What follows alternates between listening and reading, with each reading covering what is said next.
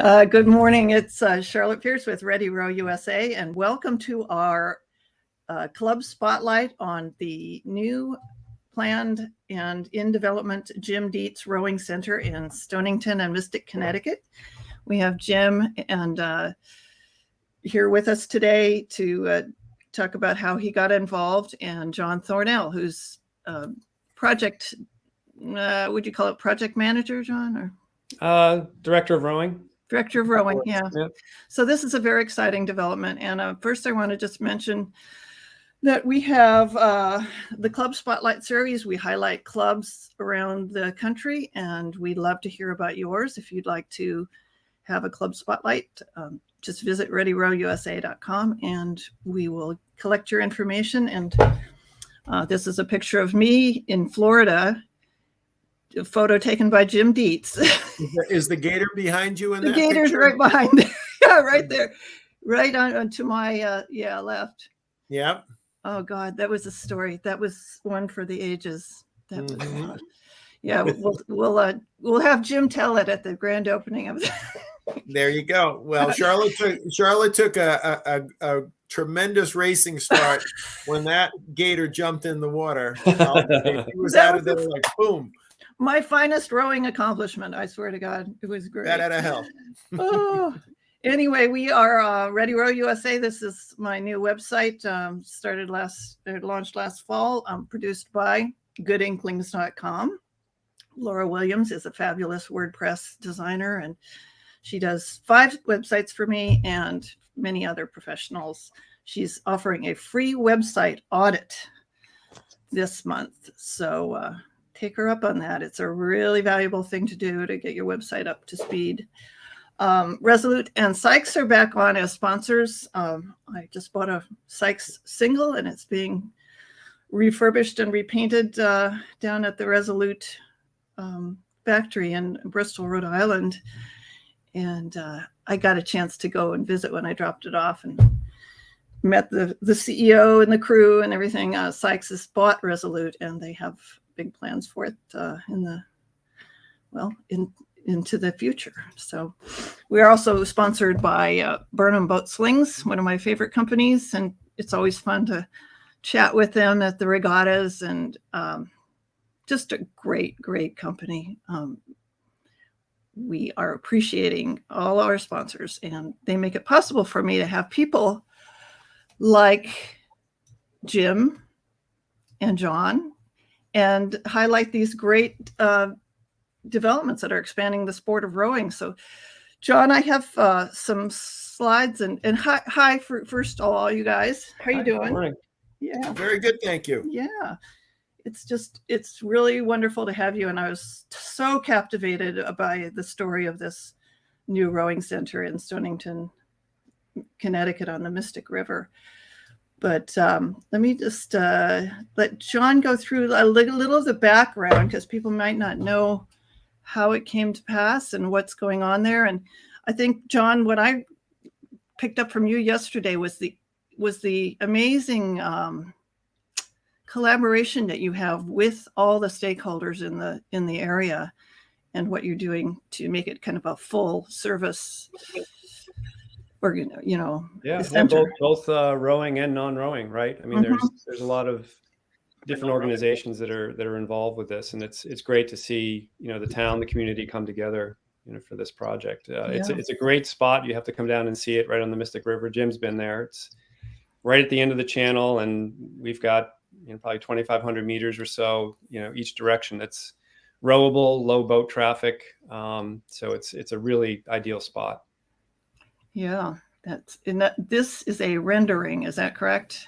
Yes, we're the showing now. Rendering. Yeah, fairly new. Yeah. The for those of you who are listening, we'll have these slides up on our show notes at readyrowusa.com. So don't think you're missing anything. It's a beautiful look, and you said it's kind of being modeled on a New England sort of architectural theme. Yeah, we had an earlier version was a bit too contemporary, and this came around as a kind of a barn and home style in New England. And we have another picture later that's from the water side, which is really beautiful. Okay, right. Yeah. And so you have you're rowing there now, but just high school, is that correct? Or right, and we're asked all the time if we can have middle school kids row or masters rowing, and we're just not set up to do that. We don't have a boathouse, we don't have a property. The seaport for over 20 years has lent us dock space, and that's essentially where we row from. The town has given us an old elementary school, and that's where we do our erging. We're kind of scattered around town. Got it. But, that's kind of like the team in my town, Arlington Belmont Crew, and they have a little attic where they have the ergs. It would be nice to have. So we're just not set up to offer more than what we have now, which is already quite full. We'll have, we had 50 kids this year, which coming out of COVID was pretty good. But typically we'll have 4-8s on the boys and girls side when we go to the state championships. And it's a great program. And despite that, we've had a lot of success, winning medals every year at the state championships. This year we sent 6 boats and 4 medaled. So for a small team without a boathouse, without a training center, we're doing pretty well. That's awesome. It's wonderful. Sometimes, John, it's better that way. When you have the least, the kids appreciate it more, and they work that much harder for the program. That came up. One of the rowers was telling me that they were asked by another team, a rower, another team, like, where do you row out of? It's like, you don't have a boathouse? You're just on docks, Yeah. A little different from something like Greenwich Crew or something. But the atmosphere there at the seaport, I mean, with all the old historic boats, you have the river there, and you can row upstream. It's gorgeous. I first started rowing there with Willie Castle, who basically grew up right there across from the seaport. And Willie actually had his first race there. That was a race, I think, run by the YMCA at the time, around the corner. And Willie was about 15 or 16, and he took out some college graduate, And oh gosh, I'd love to. It's a beautiful spot there. I knew we'd get some good stories out of you, Jim, and I'm looking forward to more as time goes on. But it's funny too, at the seaport, people think we're part of the museum. Essentially, it's a maritime museum, and they'll see the kids rowing, or I'm fixing foot stretchers or something, and some tourists will come up and say, "Well, can you tell me what you're doing?" And we just kind of play along, with, okay, well, the boat is 60 feet long and it can take 8 people, and we kind of fill them in. We joke maybe we should hand out flyers just to make that whole process. I mean, all those exposures are, part of what makes someone decide to go into rowing, I think. Like I was in the Boston area for years, and I'd see them on the Charles River, and finally we decided to take some lessons, and here I am with the podcast. But John, sorry. Tell Charlotte the story about the wedding party and the wedding photographer.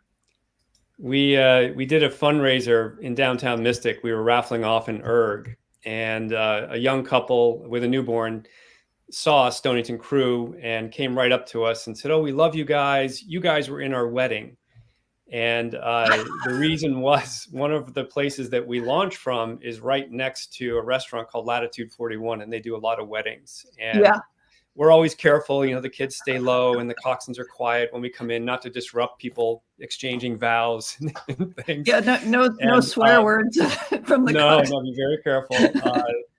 But this couple just absolutely loved having us in their wedding. In fact, the photographer was so quick. He oriented the couple to go, have us, have an 8 coming in to land.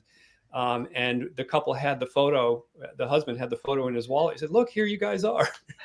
So we're wedding crashers too. I was thinking it'd be good to have a wedding in a boat, but that would be a little hard with sliding seats, I think, and gowns. But Yeah.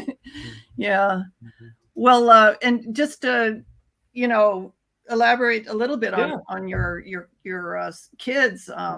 They so we're go thrilled, on. to have them continue on in college, and it's really neat too that many of them are coming back to the program now. We've had coaches, we've had others volunteer at regattas when we have home races and things like that. So, and that's without having a formal home. I think once we have this rowing center built, then people will know they can come back and they can row as seniors if they're still in college. They can come back and row as masters. They can coach. I mean, it'll be a really neat experience to have full on community for people after even they leave Stonington Crew.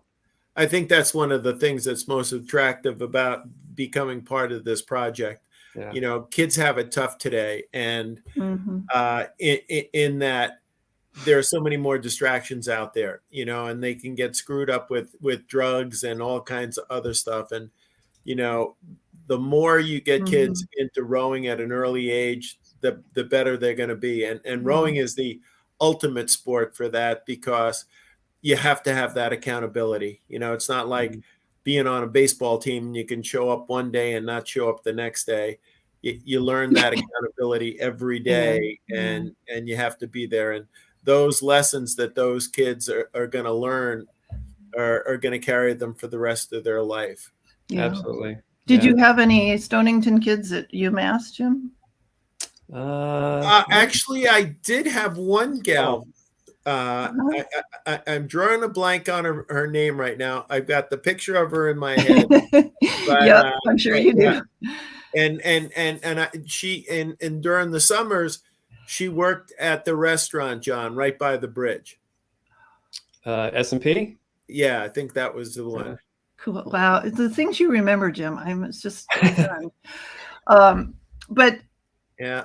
Well, the other great thing about the area, and one of the things that drew me back to the area was Hart Perry. And Hart Perry was the president of US Rowing back when it was the National Association of Amateur Oarsmen, coached at Kent for a long time, headed up the National Rowing Foundation, which was the fundraising arm for US Rowing. He was the first one to get rowing into the seaport. And for a while, we actually had our Rowing Hall of Fame at the seaport. There are a number of historic boats there. We're hoping that in time, that section of this brick building behind us will get opened up so more people can get in there. But one of the things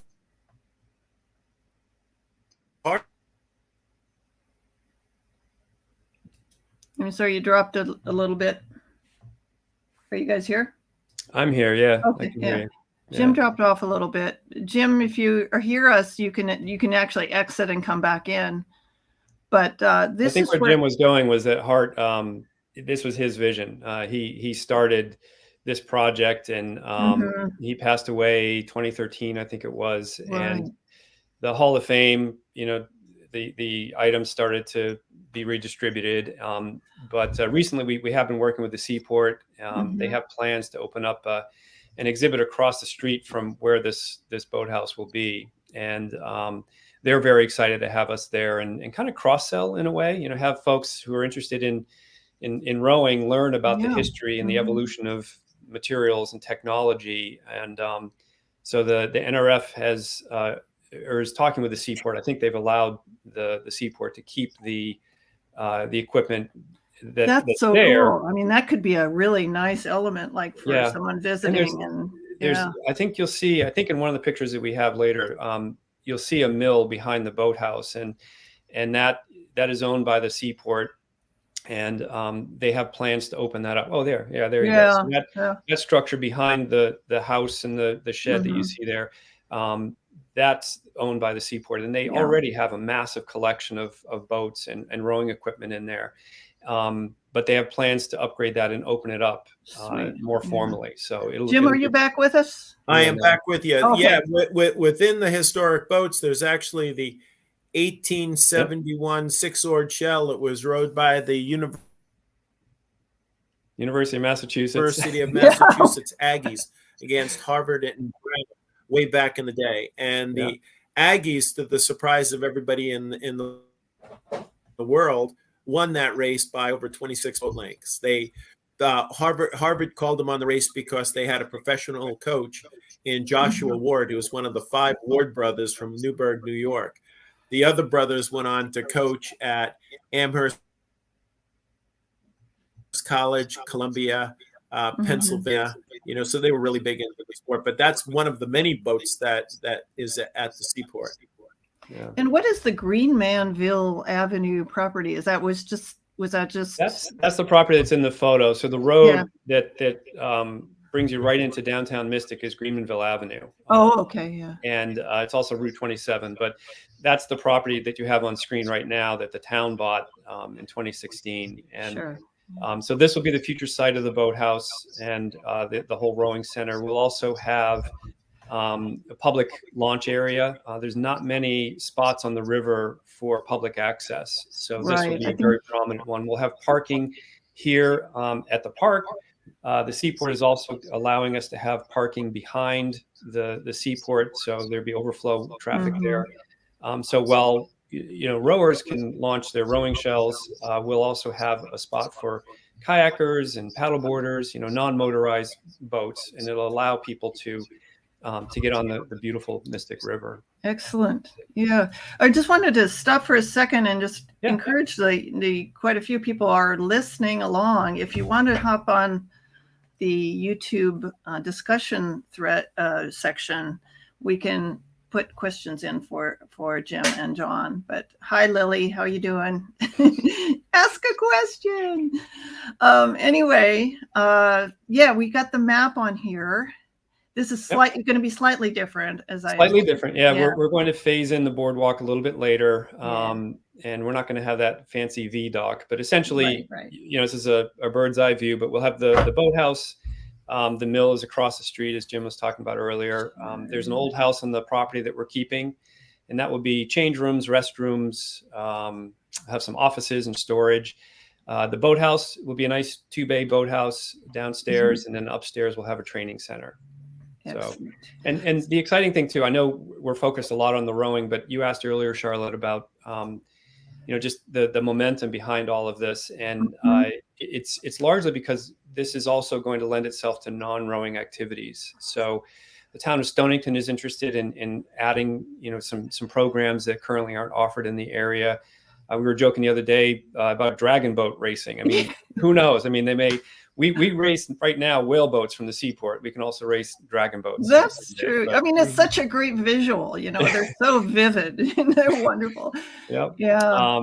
So it'll it'll have a lot from the town of Stonington, and then the nature center. You're asking about the Greenmanville area, but they have what they're calling the Greenmanville Trail or Greenway, I think it is, but it's connecting the nature center, which is inland quite a ways. And they have a trail network that can lead down to Coogan Farm, which is a property they bought a few years ago. And it's only a few blocks away from this property. So their vision in working with us is to connect those trails all the way to this park, hop in a kayak, and you can paddle across the river. And there's another property that they manage called the Peace Sanctuary that has beautiful views of Mystic River. You're up high. So they're really interested in working with us to connect all of that and make it available to the public. It also allows them to add some programs that they currently can't do as they're inland a little bit. So now having access to the water, there's a whole slew of STEM and marine education programs that they can offer. Yeah, your shoreline that you were describing yesterday. Yeah, the living shoreline. Living shoreline. That's just such a great, complete. As an older rower, I'm probably not going to be, entering the Olympics. But when I go rowing, I like to have those associated activities. And, when I travel, I often call up a rowing club and see if I can get out. And, it's just I think that's also driving this project, is that there's a lot of interest from different areas. Some people are interested in the more natural the educational programs. Some are interested in rowing. So there's a nice mix of both rowing and non-rowing activities that we'll make available to the community. Yeah. Well, and we have a little comment from Jim Bertolini. You know him, don't you, Jim? I don't know if we have Jim on audio back, but Jim Bertolini's from Oregon, and I've been in rowing camp with him. So thank you for popping in, Jim. We really appreciate it. So we'll probably have.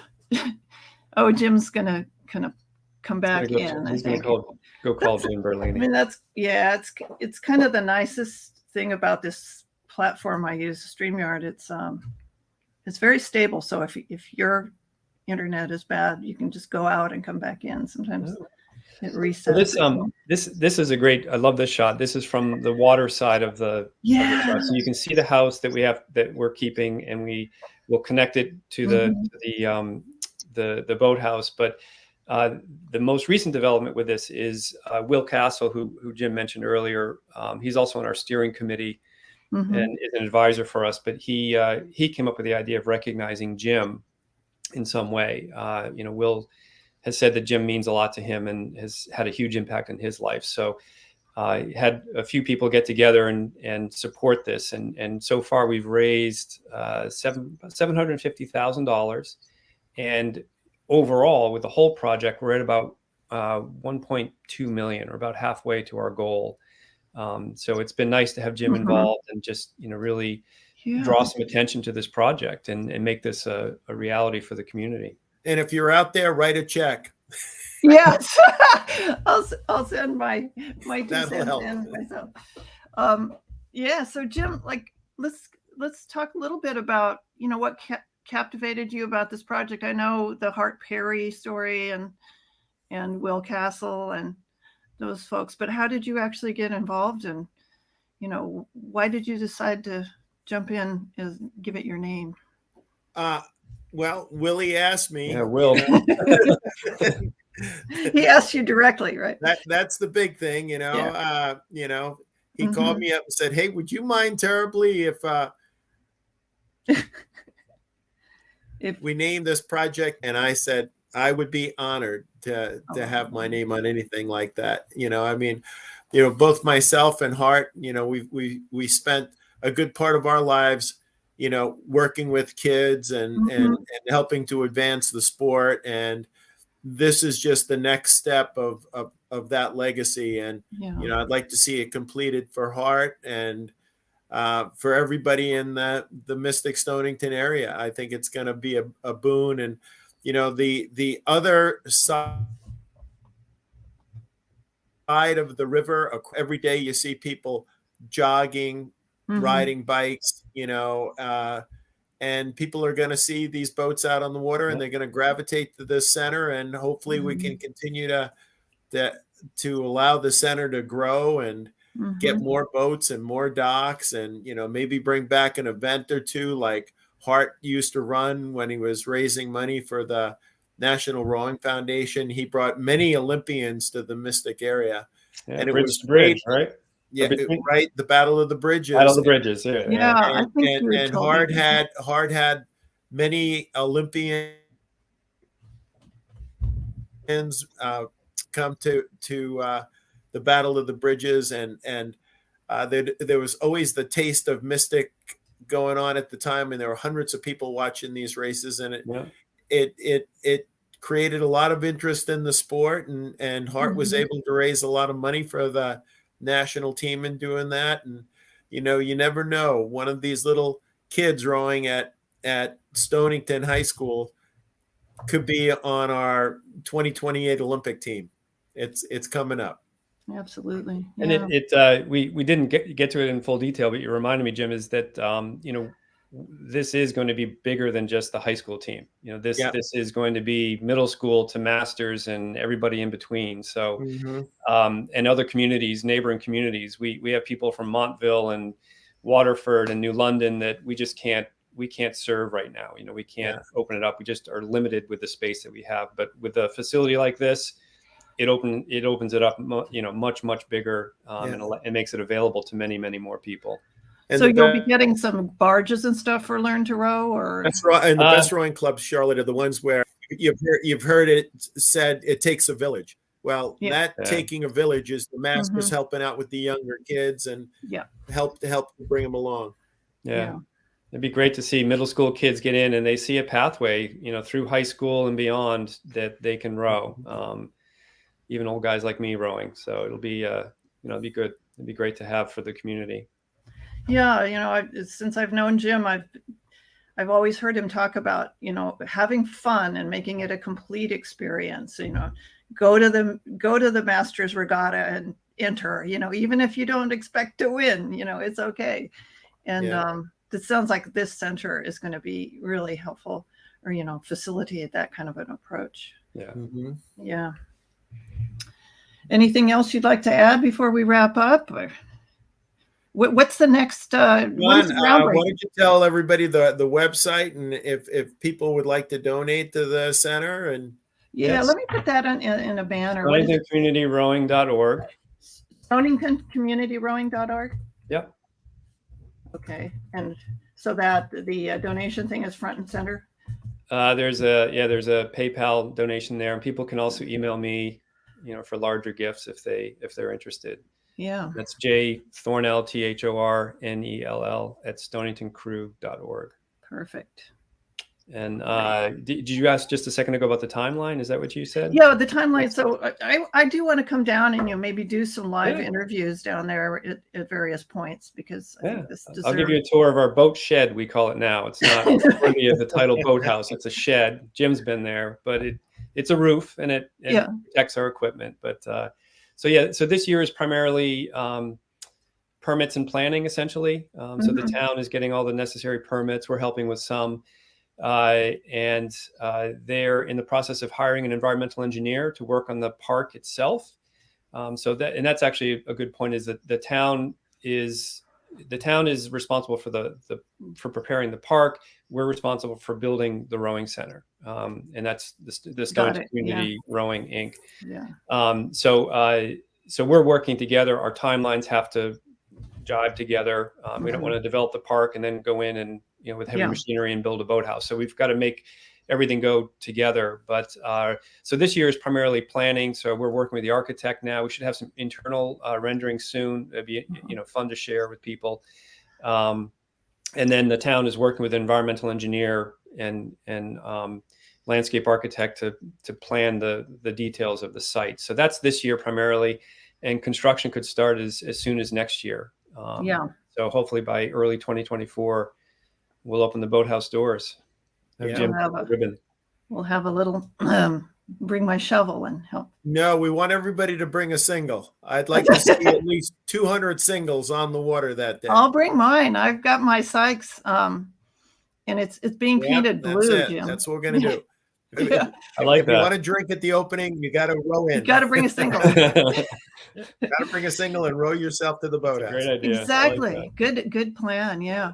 Well, listen, I really appreciate you guys giving us a little introduction to this. Pleasure. And, this is just an amazing project. And I'm just struck, I think what I take away from it is the amount of, the depth of collaboration among the stakeholders that you have. I think that's a lesson. Yeah. You could probably export that approach to other, more centers like this. It isn't easy, Charlotte. John can tell you how difficult it is. I'm sure. Well, listen, and if people want to get me to highlight your club on the podcast, I love doing that. I love dropping in on doing club spotlights around the country, highlighting your favorite gadgets and gear. I've got a couple books from my publishing company that are out, one about the oceans. So it kind of relates to rowing, I guess. I do a coastal rowing and ocean rowing specials every year too. But you guys are the best, and I really appreciate the chance to talk with you, and let's do it again. I look forward to it. Okay. All right. Thanks for having us on, Charlotte. Take care, Jim. Row on. Okay. Bye-bye, everybody. Bye.